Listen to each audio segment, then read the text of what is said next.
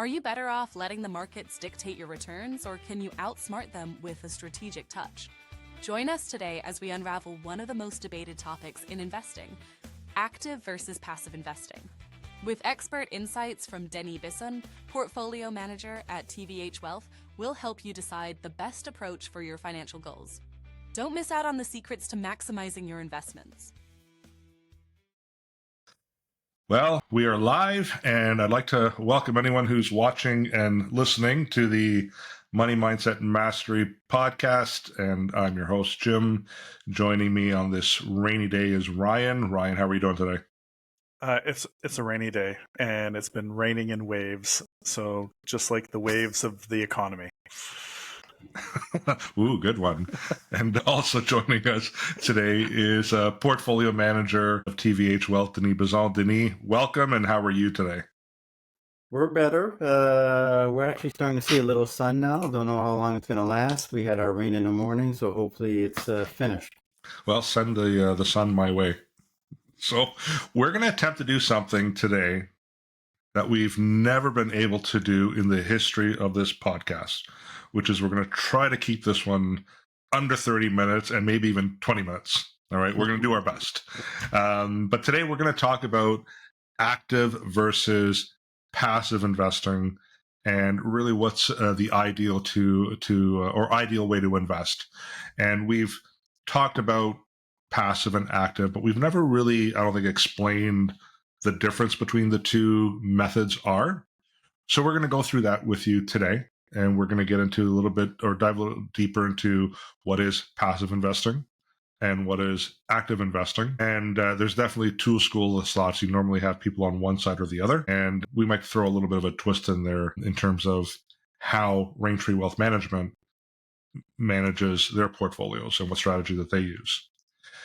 So that is us in terms of what we're going to be talking about today. And I think, Denis, we're probably going to rely a lot on you being the portfolio manager and the level of experience that you have. Ryan, anything you want to add before we kind of dig deeper into the difference between passive and active?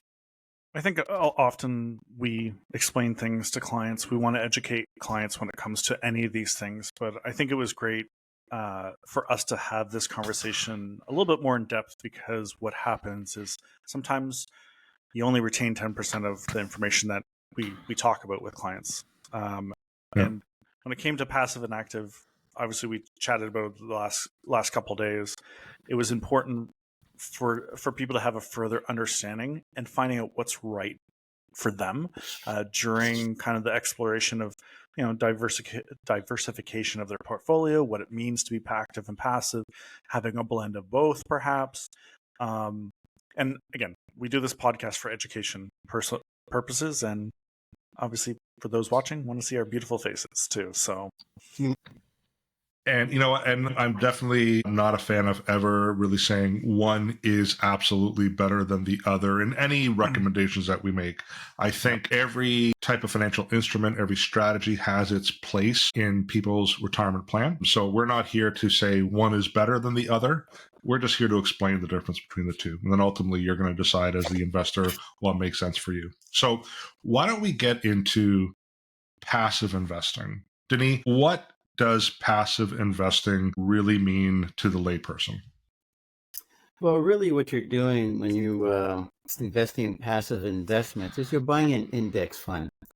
These funds are low cost, easy to buy. They usually come in an ETF is how people use it. Easy to buy on an exchange. They match the benchmark. So really, if you're going to buy an S&P 500 fund that was just started yesterday, you can still check the performance. You just check the S&P 500 return. So you know what you're going to get. Some of these indices are very visible. The only difference between the benchmark itself, like the TSX or S&P 500, is a small management fee or admin fee on the ETF. And you may get a little bit tracking error, but that's sometimes, 1 or 2 basis points. That's not going to make a difference. So you're getting, what you're getting.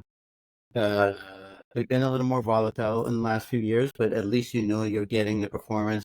You want exposure to NVIDIA. You're going to get in the S&P 500. You just buy that instead of the stock.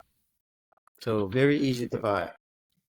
Can you maybe dig a little bit deeper for people who don't quite understand investing? What's an index? Well, index is basically we'll take the example of the 500 because that's more known, even more than the TSX. That's changed in the last few years a few times. It's just 500 stocks. They're weighted according to the capitalization, and it basically tells you all of them together whether the U.S. market, for instance, went up or down based on all the activity and what happened in those stocks. Right. So in this case, when you're thinking about buying it, you just want exposure to the U.S. market. You don't want an active management. That's the fees going to be much higher. You just go out and buy a index fund. That's the same with the TSX. You don't want an active manager. Maybe they're buying too much oil or something, or not enough oil, and you want gold and exposure of everything. An index fund. You're going to get the full exposure of all of it. There's pros and cons a little bit, but for the most part, it's that easy, and it's really people that want exposure in a certain area. I think some of the things that people want to consider when, especially when it comes to passive, is like often I've found so far is that there's a lack of flexibility within them because of the way they're built, and then obviously, when you look at most mutual funds or ETFs, they're kind of built similarly for a lot of institutions. You look at and we've talked about this before, we look at the ETFs, we look at certain stocks, and they're always kind of picking the same things that are often repetitive. So again, we talk about diversification. What does that actually mean? What does it mean to be diverse? Whether you're in a mutual fund that is high or medium or low risk, they're all still kind of invested in the same thing. So it's things to consider when it comes to the passive market. And at least in my experience too, and you kind of touched upon it, Denis, which is it's not being actively managed, hence passive. Yeah, you brought up a good point. What we have sometimes is active managers that charge a higher fee, but they call them closet indexers. They really do very similar to what the index does, partly because they're paid on the performance versus the index, but they're closet indexers and you're paying high fees basically for nothing. So when you're looking at active managers, you got to be careful on buying somebody that manages in that way, because you're much better off in just a index fund, ETF, and sticking to passive investment if you're going to get somebody like that. So I guess someone gets into passive investment, it's to save money, ideally, right? It's a low-cost solution. It is just following an index. And I think we've talked about this in a recent episode, where if you were an investor who went to one of the robo platforms, because I think robo platforms typically use ETFs or passive style investment. If you just contribute whatever you contribute every single year, you leave it alone. You don't look at what's happening in the economy. You don't look at what's happening in the marketplace. You don't look at your account balances or your statements, and you leave it there for 20, 30 years. And finally, you decide to open it up when you're set to use the funds, let's say for retirement. You probably have done well. The problem with passive investments, so there's positives, again, low cost. The challenge with passive investing is that most people don't invest that way. And now we have to kind of take into account behavioral finance. And what does that really mean? And that's one thing that we can't measure is behavior. Mm-hmm. And I think that's really the biggest challenge with if you just go all in on passive investment. If you're a sophisticated investor, you're someone in the industry, you know how it works, you're probably going to be just fine. However, most people don't behave that way. They react to what's happening out there in the marketplace. And I think that's really one of the biggest challenges of just strictly going with passive investments is how are you going to behave when things go bad? Right? Mm-hmm. Would you agree with that, Denis? Yeah, for sure, because in passive investing, there's no active manager to maybe minimize the volatility. Whether you're potentially in the TSX where it's a heavy, and has been much higher, but a heavy weight in energy, depending on what oil does, that could really affect the returns. The same with the S&P 500 on technology. If AI suddenly turns, that index is going to get hit hard, and you will not be able to buy because you don't have a manager selling off or taking profits or anything like that within your passive return index fund. So that's key, and that's a little the pros and cons. When the market's up, passive or active, everybody's happy because everything's going up. It's when you get the volatility, that's when people start questioning it, and they say, "Oh, that's when they're going to start reacting to big swings in the market." Yeah, and I've noticed that over the years in the industry, and it's not quite looking at passive or comparing passive over active in this scenario, but I remember in the late '90s when the dot-com era was on fire and people were buying all types of tech stocks, and the smart active managers were a little bit more resistant because they looked at valuations and things of that nature. And I remember people were buying all types of tech stocks, opening up self-directed accounts, basically saying, you know what, I don't need advice. Look at the returns. I can do this all myself. And then the crash happened. And that's when a lot of those self-directed investors kind of came back to working with advisors because they realized, you know what, not for me. I'm obviously not sophisticated enough to understand and make the right decisions. And we're kind of seeing that in the robo-advisory market. Again, there's a place for robo-advisors. There's no advice. So if you are someone who truly recognizes that you just set it and forget it, then that will work for you. But as I repeat, most people don't act that way. They say they will act, that they will set it and forget it when, to your point, Denis, the markets are performing well. And then we see major corrections, and people are now retreating into GICs and daily interest savings accounts. The behavioral side of the herd mentality.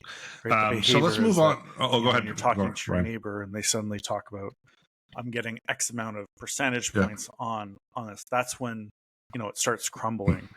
And I think going back to your point about when the markets are up or the markets are down, I think it's just people's time. What it comes down to is their time.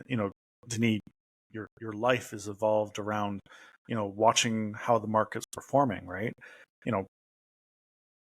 We have neighbors that kind of look at the market or take whatever the CBC is saying about the market today, but that's often the CBC is reacting to something versus preparing for something that is potentially, again, we still don't have a crystal ball yet. It's still an Amazon backorder that we're waiting for. Yeah, supply chain issues, exactly. So it's that herd mentality that often supply chain issues. And again, we look at the crash of the Depression. That's a herd mentality of rushing to the bank to pull your money from, which then caused an even bigger issue when it came to the banks, right? So I think it's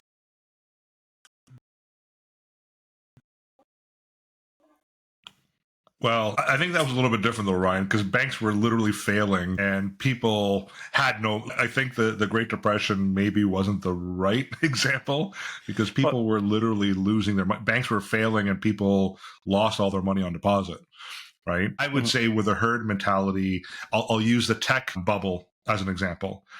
I don't know how many times, and at the time I used to play hockey and I would be in the change room and I would hear guys saying things like, they were refinancing their mortgage and they were going to dump $100,000 into Nortel. Yeah. And I would just shake my head. And why? It's because, their brother did it and made X amount off of it. And their neighbor did it and made X amount off of it, right? Yeah. So they were definitely depending on the stage of the cycle with Nortel as the example, you either did really, really well. I'd say most people did poorly because they still kept hanging on even when things started to correct with that particular stock. But the herd mentality is the big one because everyone talks about how many home runs Babe Ruth got. They don't talk about all the strikeouts, right? And whenever I hear people bragging about an investment, they don't talk about the losses because they're embarrassed by it as well, right? So you are correct about the herd mentality. We do have to worry about that. And that's where when we see these commercials on TV, and they talk about, if you paid, if you didn't pay that 2% fee, you'd have X amount, 30 years from now or whatever else. The problem is they can't measure behavior. I think it's the one thing we keep talking about. And we do have an ebook that we've written about the psychology of money and the tortoise versus hare strategy. So I encourage people to go on our website and download that ebook. But it does talk a lot about the psychology around money and making decisions and how people react to certain situations, right? So I think we need to move on to, we've beaten up the passive side of things. What is active management, Denis? Well, the active side's when you actually have somebody picking stocks. Say if you're investing in Canada, they're going to pick stocks. They're going to see what's out there, look at the profits, they're going to look at the economy, and they're going to find areas where to invest and what companies to invest in. Now, in a lot of cases, the TSX is probably an index easier to beat than the S&P 500 is. The S&P 500 is a lot more difficult, because depending on what sector is strong, if there's only one of them or one of them's outperforming, and you're overweight compared to the index in that, you can outperform the TSX probably rather easily if you're going to make those calls. This year, it's like, especially with what's going on the tech side, the strongest, one of the strongest sectors in the TSX is energy. You don't really hear about that. And if you have a manager that stays away from resources and is constantly heavy in banks or financials, they're going to underperform. So what you want is an active manager, and sometimes they're not that easy to find. You want somebody who can make these calls on a regular basis. This goes for all the all the other areas like the U.S. as well. Some U.S. managers just did not want to put that much risk in their portfolio by taking big bets on NVIDIA, Meta, and the rest of them, Amazon, and they were and have been and continue to underperform the S&P 500. Now, that's a case as a matter. Do you want that risk and take the returns? Or do you not want that risk and go for it in case it crashes and then you won't be part of that fall? So there are benefits to both. Some areas you may want to have a passive, but some areas you do not want to have passive, especially when it comes to different sectors of the market, like the small cap and mid caps. Those, it's hard, first of all, it's hard to find an index, both Canada and US, that could match it. And second of all, that's when an active manager could really add value by picking the right companies. We have that in our own portfolios. We may buy or we did buy the S&P 500 ETF as a passive index. One, because we wanted that exposure, where our prior manager, active manager, was not.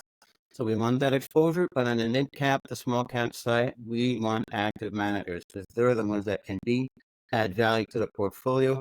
And when you look at both of them, and you look at this even at the when you go to Shopify passive investments, the asset allocation itself is what's going to drive the performance.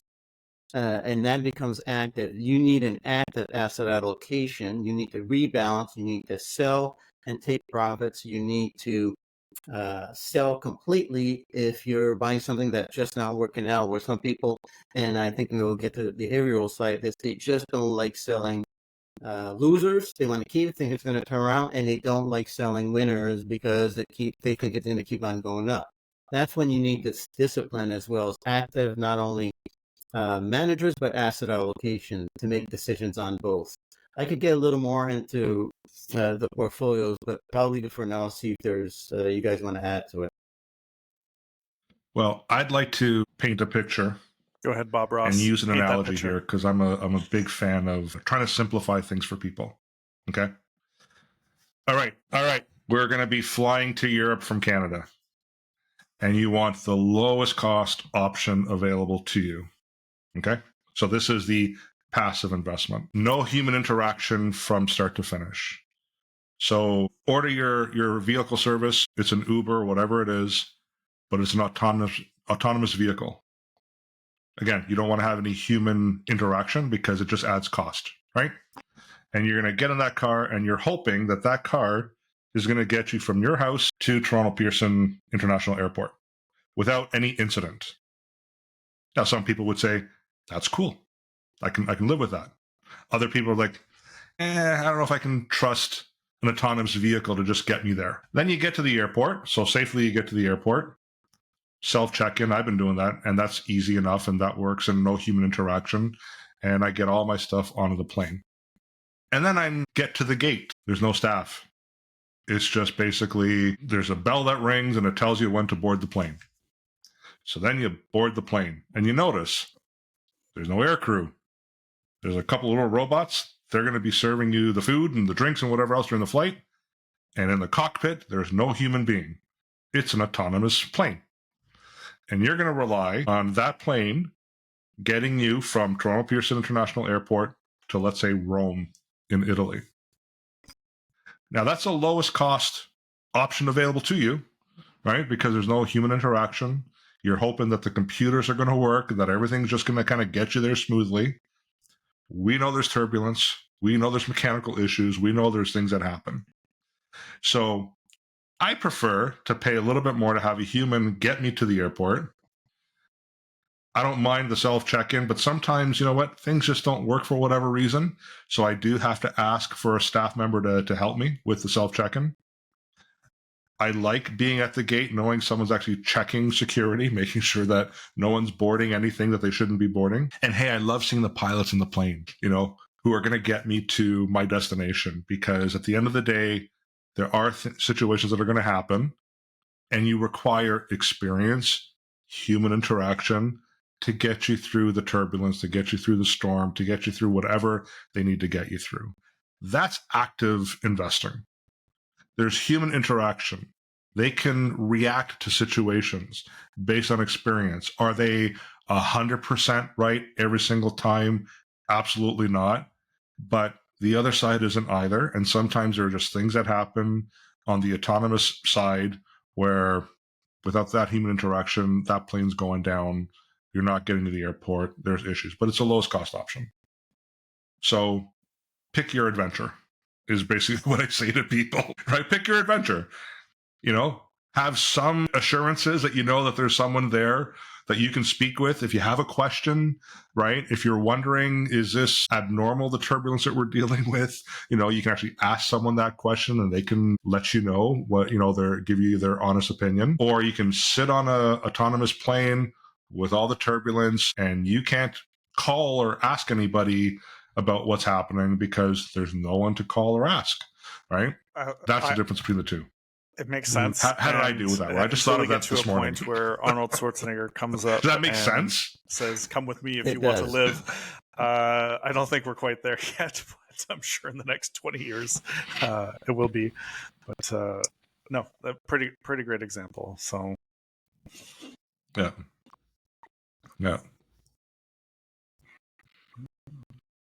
Cool. So, Denis, with TVH Wealth, working with Raintree Wealth Management, the portfolios do hold a combination of both. Mm-hmm. There is some passive and there is some active. Why don't you talk a little bit about? Yeah. We made the decision earlier this year with the new investment team to start looking at passive investments, benchmark ETF, where it's better suited. Don't forget it's a lower cost as us as well, from the by that being an active manager. We selected the TSX and the S&P 500. One, as I mentioned before on the S&P 500, we had an active U.S. manager. We're paying the higher fees. But the manager was making decisions to basically really minimize the tech exposure. So we were underperforming the S&P 500 index, our own benchmark, by quite a bit. So we decided to make a switch there. And we did the same thing with the TSX. Now, as I mentioned before on an active manager, you really got to find somebody that's going to be active and not stay away from any industries because whatever doesn't meet their ESG qualifications. We were looking at some managers on the TSX that were staying away from resources. As I mentioned before, that what's one of the top sectors so far this year on the TSX, it's energy. They had very little energy exposure. Now, the only way you're going to get that, along with the exposure you want in the banks, all in one, and make sure it's always like that, is to buy that passive investment. Now, we remained, as I mentioned before as well, we remained active managers on fixed income. Mhm. Fixed income, if you're looking at a universe ETF, for instance, on fixed income, it's negative up until this day, even with the rate cut. Our managers have been active and they're on the positive by 2 or 3%. So they're outbeating their benchmark by quite a bit right now. So it's a matter, we wanted somebody to make a decision on, whether to buy corporate, whether it be long, whether it be short. That's when we feel you really need active investments. We did the same on the small cap funds and that mid cap level with a couple different managers. That's where you're adding, again, you're really adding value to the portfolios. Outside that, we invest in things, as most people know now, as alternatives, whether it's private credit, whether could be a little real estate, whether it's absolute managers. Those type of managers will have the returns irrespective of what the public markets are doing, or that's their goal. They have target returns on a private credit, say from 8 to 12%. That's their target. And when they lend out to companies on their variable loans, you're going to finish off that year, hopefully within that target. Kind of always going to hit the target. We got a couple that was above that last year, and we're going to have one that's a little below that, but you're getting that stability of returns. The same with the absolute managers that trade and want returns no matter what the market is doing. That's protecting on downside and while always getting a little of the upside. Their I was going to say correlation, but the way they manage compared to the market to stay away from those type of terms is they want returns no matter what these passive indexes are doing. So this really helps, and it really helps depending on the stage of your life that you're starting to withdraw. You do not want to withdraw if the market's volatile and the fund's down, when the index is down 5-10%. We've seen a lot of periods where in one day they could be down 3 or 4%. When you're withdrawing, you don't have the time horizon anymore to recover that because the money's already out, and you're going to continue to pull it out.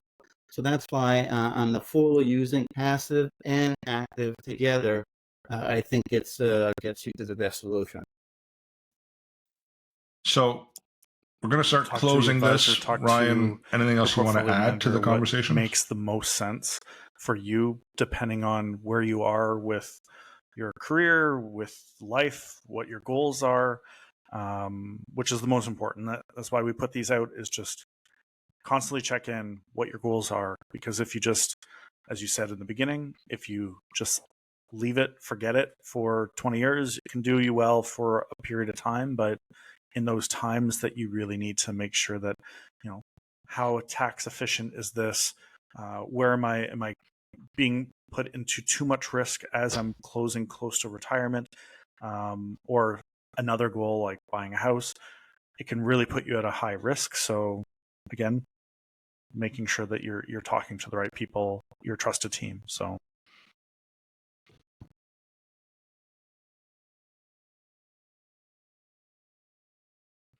Perfect.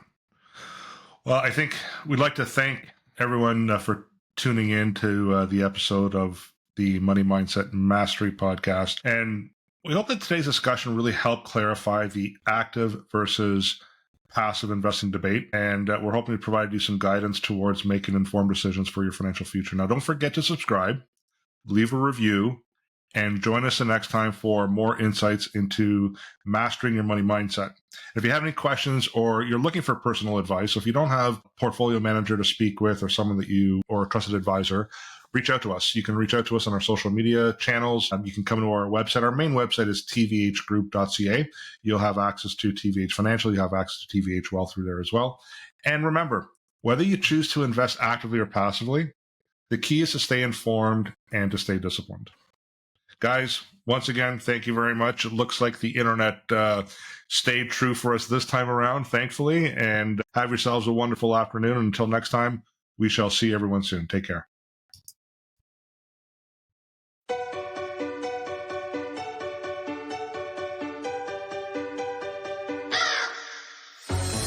Why is it